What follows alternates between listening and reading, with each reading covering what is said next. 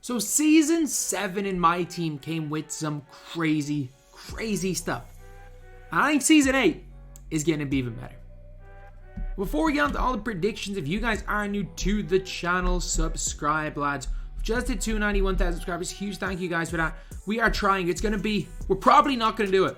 But like, we could have a crazy July and somehow pull it off. It's not out of the realm possibility that we get it 300k by next year, by NBA 2K23. So we could somehow do that. That'd be absolutely insane. But anyway, now let's get on to it. So, as we know, Season 7 started off fast-ish. Because we only had 2 Invincibles last season. And then we got 3 Invincibles to start Season 7. We only have 2 endgames in Season 7. But then Fearless packs came out, and I like these cards. We got the hero set. We got a lot of good things. Like, outside of Bowen, all of these cards were good. Every one of these cards was good. So, like, I'm not too fussed about these cards. I think that they are really nice cards in my team. Like, we got some great players in Season 7. As well as that, we got like the Evos. We got our endgame cards. We got four of them. 2 impacts. We got a lot of really good things throughout Season 7. But in this video, we're going to be talking about the Season 8 predictions. So, obviously, well, I've just realized what account I'm on. So, season level 40. Not the end, be all and end all right now. Like, this season it was Anthony Edwards. This season it was Edwards. Last season, who was it? Last season was Giddy. Season before was Ray Allen. Season before that was Yao. Season before that was Garnett. I think it's time for a power forward. I'm not gonna lie. I think it's time for a power forward. And my prediction for the level 40 card is a player who has not gotten a card in Season 7, despite without doubt deserving some sort of a better card. And it's obviously going to be an endgame. Like, level 40 is going to be an endgame. It's a given. And I think it's not going to be it's going to be someone that's hyped, not like an actual pack seller. Because I know, obviously, Scotty Barnes isn't a pack seller, which is why he has to be an early endgame. Because any endgame sells the start. Obviously, as we go into the stage where everyone has an endgame card, he's not going to be a pack seller. I think Jason Tatum. It's going to be Jason Tatum. Power forward, small forward. I think it's going to be Jason Tatum. I don't know why. I just have this weird feeling it's going to be Tatum. Because they tend to go with a lot of current players or guys that have relevance in current time. I don't think Tatum's going to be too much of a pack seller. So my level 40 prediction, honestly, Jason Tatum. Jason Tatum is my level 40. So, just never knowing that. I think it's also going to be an endgame card. I think level 4, I think this card here is going to be an invincible, by the way. The Zion card. I think this card's going to be an invincible. It's going to be an invincible, but it's going to be something like invincible Isaiah Thomas. Like, maybe not invincible Isaiah Thomas from last year. Invincible Allen Iverson, I think, is going to be level 1 reward. I actually have this weird feeling that Invincible Allen Iverson is going to be level 1 reward. Unless, is there any other 7-footers that... or 6-footers? Calvin Murphy, maybe, because he's 5'10". Or 5'9". Obviously, Calvin Murphy is an exceptional NBA player. Maybe we get level 1 Invincible Calvin Murphy. But I think that just like last year in Season 9... Or was it Season 8? I think it was 9 that we started off in Invincible. Yeah, Season 8 was the start of June last year. Because Full Throttle was only 4 weeks, Season 7. I think we see, to start Season 8, I think we actually see an Invincible. I think it's going to be a terrible card, but it will be an Invincible, I think. It's level 1. So, in terms of domination, are we done with dominations? I think we are. I think we are done with domination. I don't think there's going to be another domination. I think there's not going to be a mural. There's not going to be this Joel Embiid challenge, but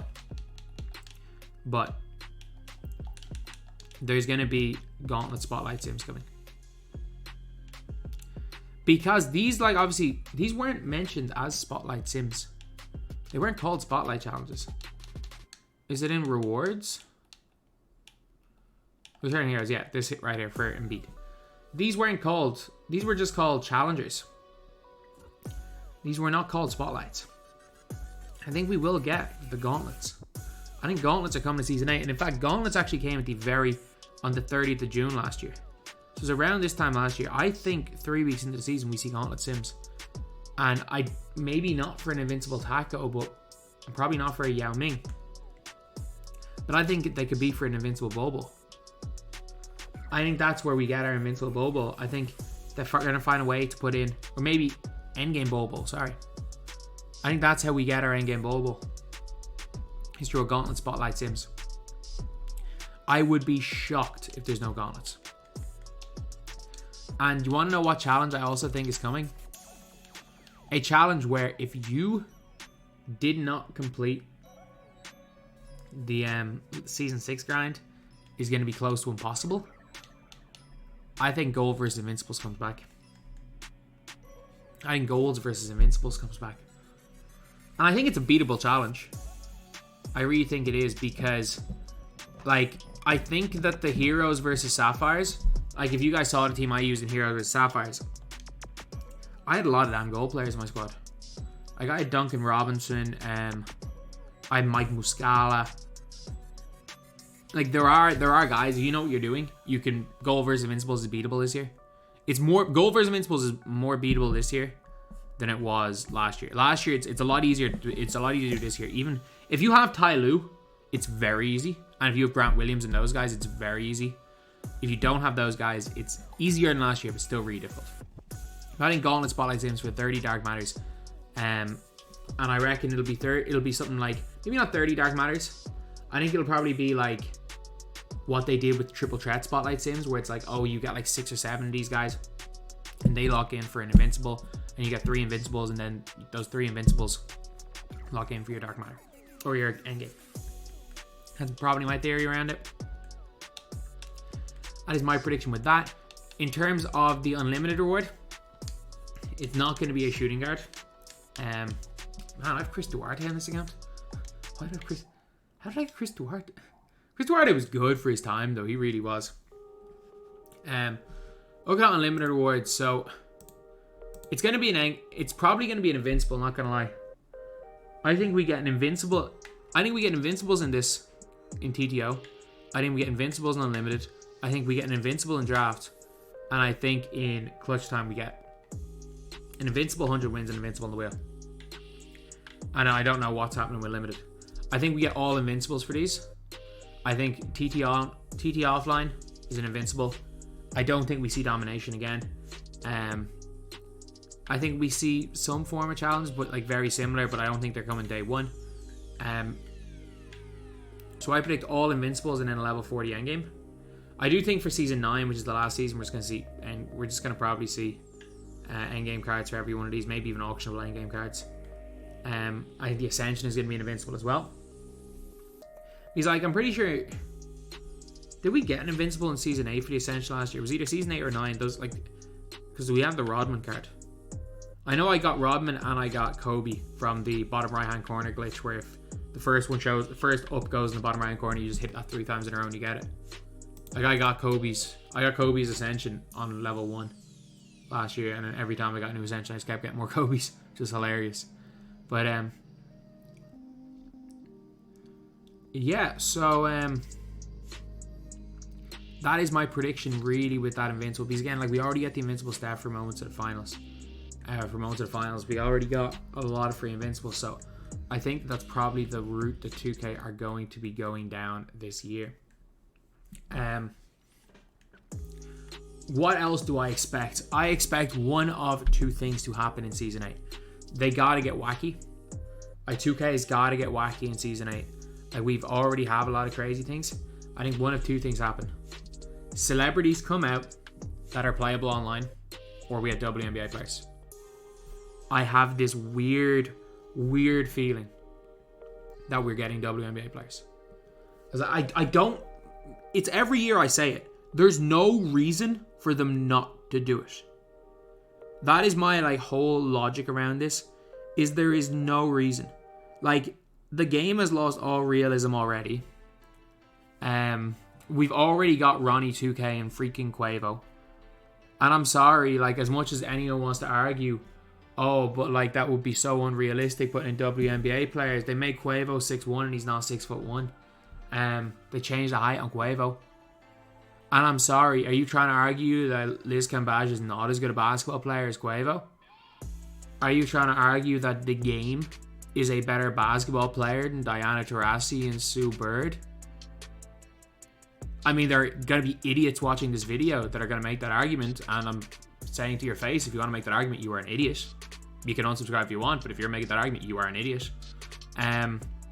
But of course, I just realized. Of course, I got the secret out of position box. I got the secret out of position box there.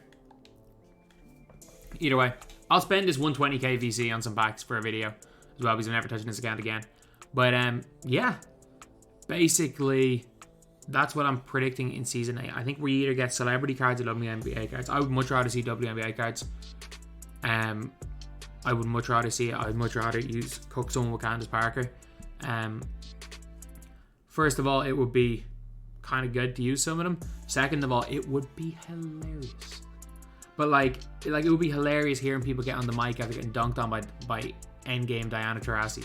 That would be hilarious. Just seeing how angry people get.